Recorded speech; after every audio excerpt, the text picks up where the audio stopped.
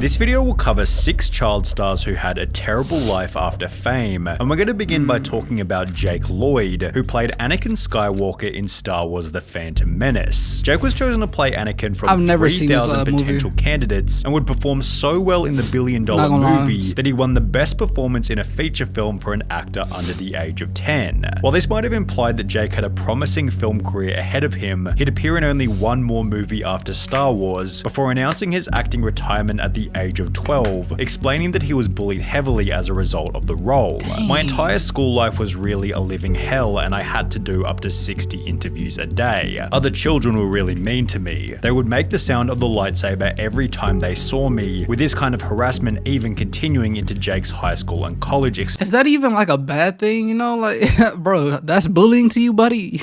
experience. You know how they can be in high school. They're so charming and intelligent. College has been similar. They wouldn't let it go. In other interviews, Jake had been warned about the common path taken by child celebrities. Child stars have had a bit of a reputation that they turn to, you know, a life of drugs, so may the force be with you. Oh, well, thank you. Yet this advice seemed to have no impact. I see now. I probably would get annoyed at it too. May the force be with you. You get an F on your report card. Amen.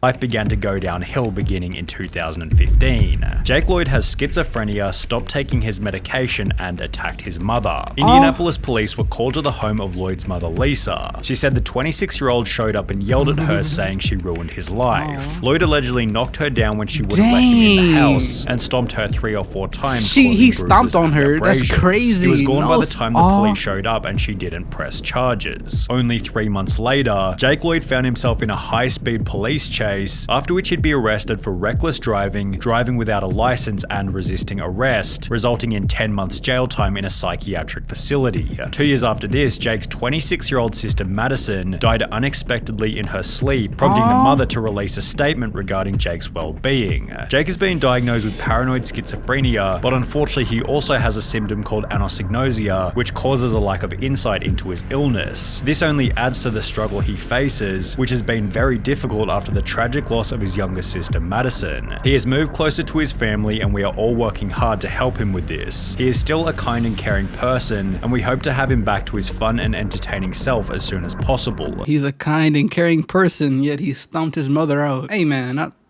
Jake will continue to make progress with the love and support you continue to show, which is promising when compared to the life of Edward Furlong. After playing John Connor in The Terminator 2, Furlong began to mess with drugs, stating, "Hollywood effed me up, man. Lots of money and lots of free coke will turn anybody into a cokehead," with this addiction resulting in his first arrest. He looked like a,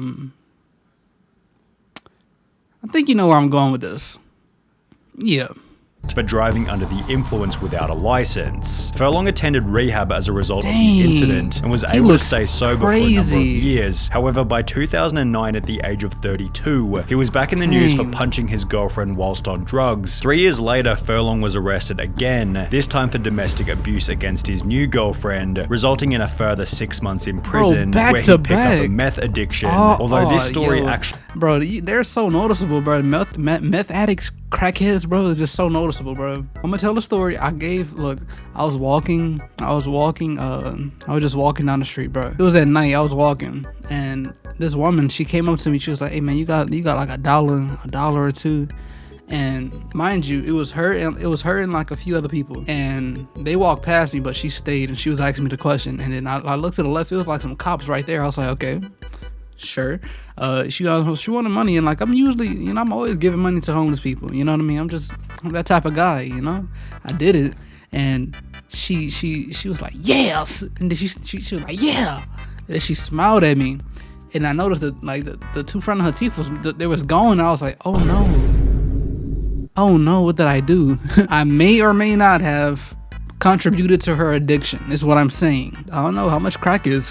Is crack $1? It might be, I don't know. Actually has somewhat of a happy ending. In July 2022, Furlong announced that he had gotten his teeth fixed, was taking better care of himself, and had been sober for over 4 years. I'm much happier now, man. I mean, it feels so good to at least be doing the best you can. Although this kind of happy ending has been unavailable to Drake Bell, whose life has only gotten worse every single year since he starred in Drake and Josh. In 2014, approximately 7 years after the show came to an end, Drake Bell announced that he was filing for bankruptcy, causing a foreclosure on his $2 million mansion. 1 year later, in 2015, he'd be jailed for 4 days as a result of driving under the influence. However, the real drama didn't begin until mid-2020, when his ex-girlfriend would upload a video on TikTok, making some pretty severe accusations. Imagine the worst type of verbal abuse you could ever imagine, and that was what I got. It then turned into physical, hitting, throwing, everything. At the pinnacle of it, he dragged me down the stairs of our house in Los Feliz. My face hit every step on the way down. Drake Bell would defend himself by stating, "I never abused my ex-girlfriend or did so many of the other things Melissa falsely claimed on her TikTok video. Unfortunately, we both called each other terrible names, as often happens when couples are breaking up, but that is it." Although this response most certainly didn't put an end to the drama, as there was even bigger trouble just around the corner. An article titled "Drake Bell's alleged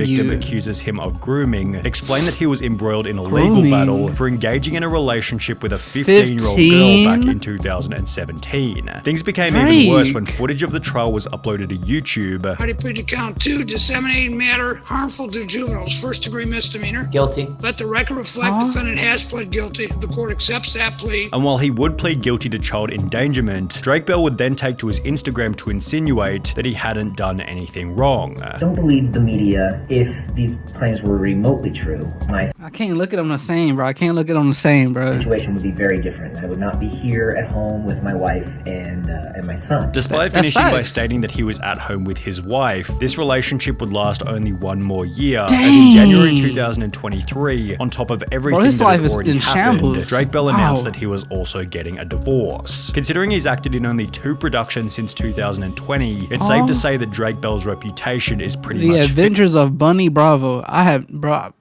Come on, bro. Who's watching that besides like 13-year-olds? Finished. Although he's not the only Nickelodeon actor with a spot in this video, as the life of Amanda Bynes has descended into an even worse version of hell. Despite having one of the most famous faces throughout the 2000s, Amanda Bynes would announce her retirement from acting in 2010, stating that being an actress isn't as fun as it may seem. "If I don't love something anymore, I stop doing it. I don't love acting anymore, so I've stopped doing it. I know 24 is a young age to retire, but you heard it here first." She'd go on to state that the retirement was because "I literally couldn't stand my appearance in Easy A and I didn't like my performance. I was absolutely convinced that I needed to stop acting after seeing it. However, this is where things began to go downhill rapidly." In 2012, 2 years after retiring, she was charged with driving under the influence and hit and run on 2 separate occasions. 2 years after this, she'd be charged with driving under the influence again, with her court appearance displaying a significant physical decline from just 2 years prior. In the process, Amanda would take to Twitter to call Michelle and Barack Obama ugly, before stating that she and her parents were no longer speaking, which accompanied some absolutely wild accusations about her father, including the statement that he had put a microchip in her.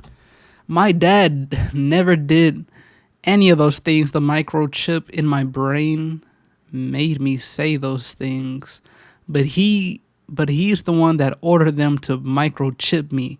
Who is them? And what a microchip?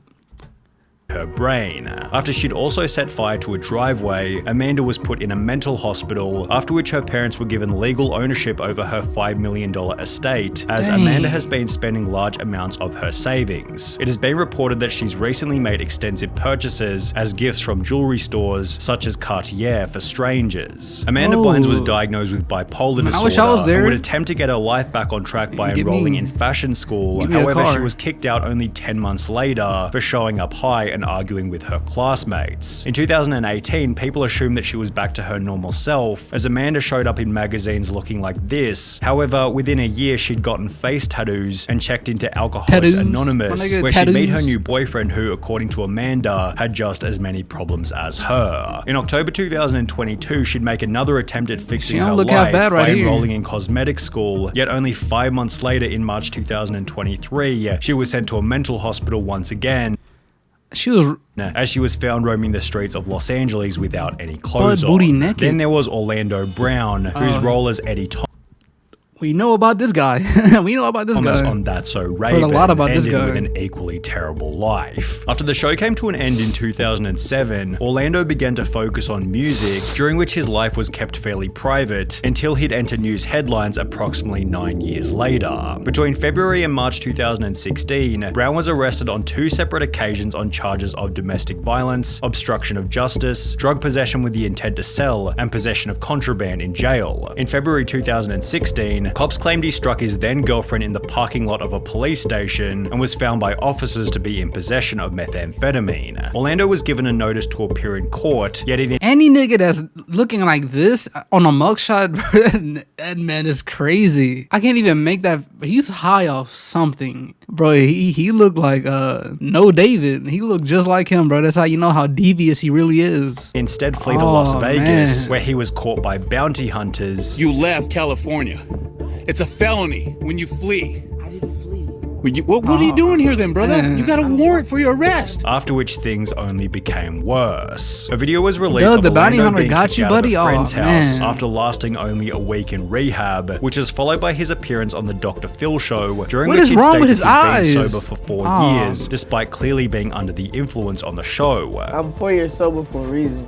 I just now got out of rehab. I just now got out of ER. I'm not doing no more time away from my kids other than I need to. As a result of this episode, Orlando would return to rehab and get clean before discussing his experience on the No Jumper podcast. I had 2-year binge of something that I should have never, ever indulged in. Meth? Yes, those situations, man, they will never happen Yeah. again based off of the fact that where I'm trying to go. And while he'd end his statement by stating that those situations will never happen again, Orlando was back in the news approximately 7 months later in December man. 2022 Come on, bro. after threatening a family member with a hammer. He's currently the undertaking a hammer? psychiatric assessment to see if he's eligible for pleading insanity. Yet the most tragic story of child fame without a doubt comes from Is that Judy Dorothy? Garland, who played Dorothy Gale in The Wizard of Oz at the age of 16.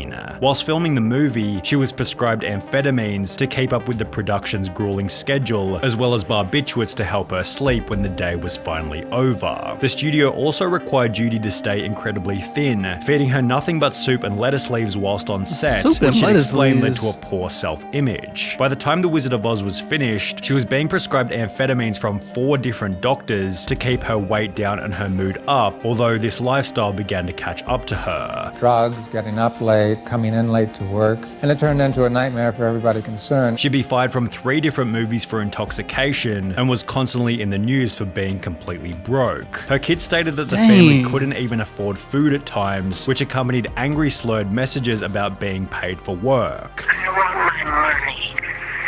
I want it right now. These weren't delusions. She was broke when she recorded this, and not movie star down to my last Rolls Royce broke, homeless broke. No money to buy food broke. By the time Judy Garland was in her 40s, she looked about 15 years older, had been divorced 5 different times, and was performing in a New York bar for $100 per night. While Judy Garland maintained that she had never done anything wrong in her entire life, The only mistake I ever did, the only harm I ever did was sing over the radio. she would die of an overdose at the age of 47 on the exact same drug that she was prescribed during The Wizard of Oz, with her estate being worth a measly $40,000. Hey, click right here if you did enjoy it and you want to see more content like this one right here. But until then, I'll see you at our next one. Peace.